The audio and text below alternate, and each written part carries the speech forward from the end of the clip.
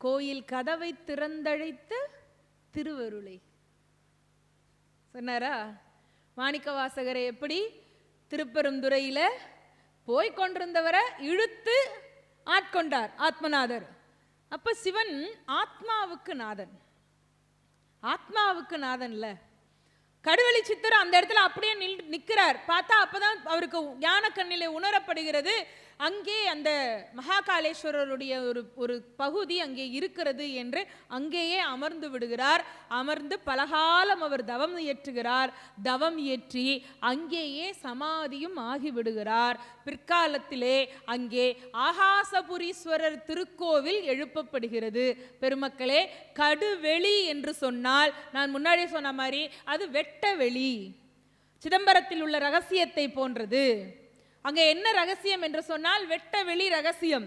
அந்த ரகசியத்தில் என்ன இருக்கிறது? பிரபஞ்சத்தினுடைய இயக்கம் அங்கே இறைவனுடைய ஆடல் மூலமாக உணர்த்தப்படுகிறது என்றால், எந்த இடத்திலே சிவன் நினைக்கிறானோ அந்த இடத்தில் அவன் எந்த வெளியாக வேண்டுமானாலும் இருப்பான். இந்த இடத்துல அக்னியாக வெளிப்பட வேண்டும் என்று அவன் நினைத்தால் அந்த தலம் அக்னி தலமாக மாறும்.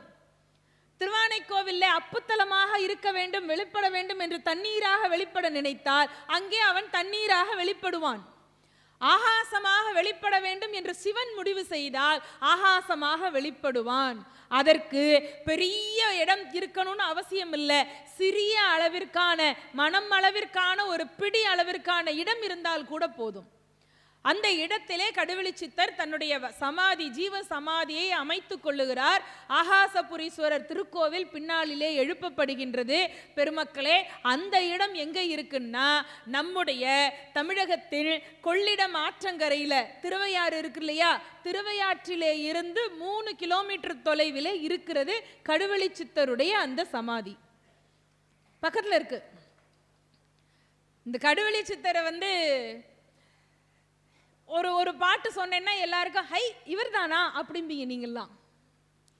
நமக்கு அது வேணும்ல, ஒரு ஒரு ஒரு பிரமாணம் வேணும், ஒரு கண்ணு முன்னால் ஒரு நிரூபணம் வேணும், இன்னும் சொல்ல போனால் சில மேஜிக் பண்ணணும். நேத்தே சொன்ன மாதிரி இந்த உடம்புக்கும் பிரபஞ்சத்துக்குமான தொடர்பை தானே நாம் இப்போ பேசிகிட்டு இருக்கோம். இந்த உடம்புக்கும் பிரபஞ்சத்துக்குமான தொடர்பை எளிய தமிழில் அழகாக பாடியவர் கடுவெளி சித்தர். என்ன பாட்டு பாடினார்னா, நந்தவனத்தில் ஓராண்டி அவன் 4-6 மாதமாய் குயவனை வேண்டி கொண்டு வந்தான் ஒரு தோண்டி, அதை கூத்தாடி கூத்தாடி போட்டுடை தாண்டி நந்தவனத்தில் ஓராண்டி.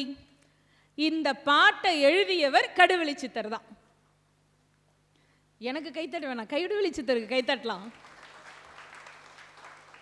நான் எனக்காக சொல்லலை, இல்லை பல பேர் நீங்கள் அமைதியாக கேட்டால் கூட எனக்கு பிரச்சனை இல்லை. இப்படி 2 பேர் கையை எடுத்துட்டு சுற்றி முற்றி பார்த்துட்டு கையை வச்சிடுறீங்களா, எனக்கு திக்கு திக்குன்னு படக்கு படக்குன்னு அடிச்சுக்குது, நம்ம எதுவும் தப்பாக சொல்லிட்டோமோ அப்படின்னு. சும்மா சந்தோஷமாக கேளுங்க. எவ்வளவு அருளாளர்கள் இருந்திருக்காங்க பார்த்தீங்களா நம்ம தேசத்தில். என்னுடைய நோக்கம் அதுதாங்க. இப்பேற்பட்ட ஆன்மீக ஞானம் தழைத்திருக்கக்கூடிய மண் நம்முடைய மண். ஞான தபோதனரை வா என்று அழைக்கும் மலை திருவண்ணாமலைனா, மலை, மண், கடல், ஆறு, அருவி, குளம் எல்லாவற்றிலும் இருக்கக்கூடியவன், நீக்கமர இருக்கக்கூடியவன். அந்த சிவனை பற்றி தானே நாம் இப்போ பாடிட்டு இருக்கோம், பேசிட்டு இருக்கோம்.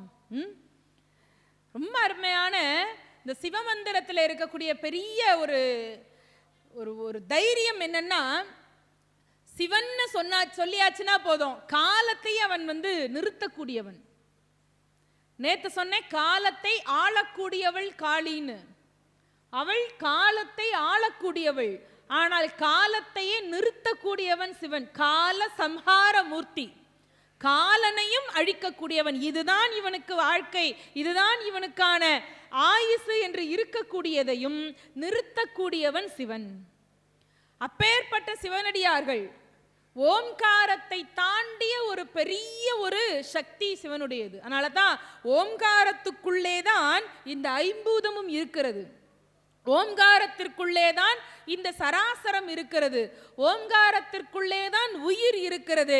ஆனால் ஓம்காரம் எப்படி இருக்கிறது என்றால், ஓம்காரத்தினுடைய ஜீவனாக இருக்கக்கூடியது பரசிவ ரூபமே என்கிறார் திருமூலர்.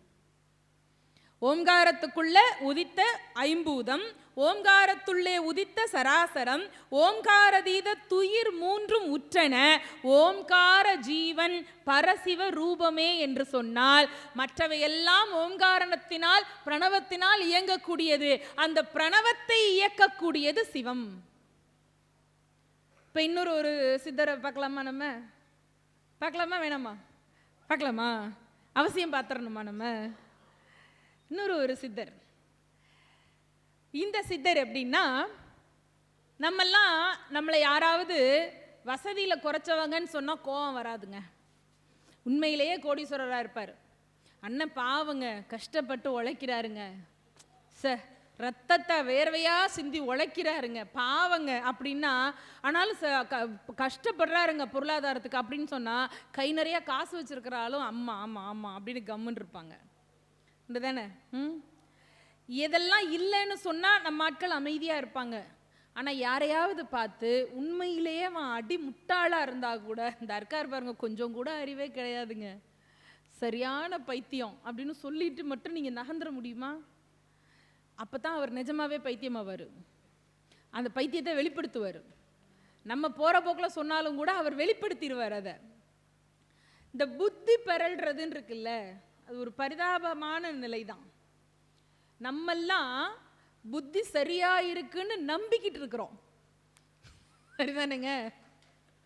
நிறைய உணர்ந்து கை தட்டுறாங்க, நன்றி. நம்மெல்லாம் புத்தி சரியா இருக்குன்னு திடமா நம்பி நம்ம போய்கிட்டு இருக்கோம்.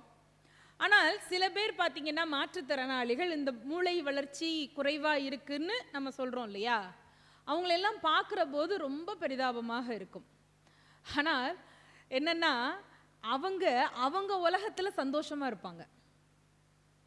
நம்ம தான் கடந்து உழன்று கொண்டிருக்கிறோம்.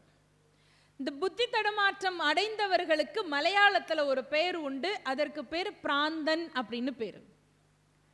பிராந்தோ அப்படிம்பாங்க. அப்படின்னா உனக்கு என்ன பைத்தியமா அப்படின்னு அர்த்தம். ஒருத்தர் பேரோடவே இந்த பிராந்தன் சேர்ந்துச்சு. அவருடைய பெயர் நாராயணன். நல்ல பேர் தானேங்க? கூப்பிட்டா நாராயணான்னு கூப்பிட்டா மோட்சம் தானேங்க. இப்போ என்ன அதுக்கு நாராயணா நாராயணான்னு கூப்பிடலாம்ல. ஆனால் இந்த மனுஷனை பார்த்து எல்லாரும் நாராயண பிராந்தன்ட்டாங்க. பிராந்தன்னே தான் கூப்பிடுவாங்க. அவரோட நிஜ பேர் பல பேருக்கு தெரியவே தெரியாது. முதல்ல சொன்ன மாதிரி இந்த சித்தரும் எப்போ பிறந்தாரு, எங்கே பிறந்தாரு, எந்த அப்பா அம்மாவுக்கு பிறந்தாரு தெரியாது, யாருக்கும் தெரியாது. ஒரு மலையாள தேசத்தினுடைய தேசம், ஒரு நீர்நிலை ஆற்றங்கரையில் இருக்கக்கூடிய ஒரு ஊர். அங்கே அவர் வாழ்ந்துட்டு இருக்கார்.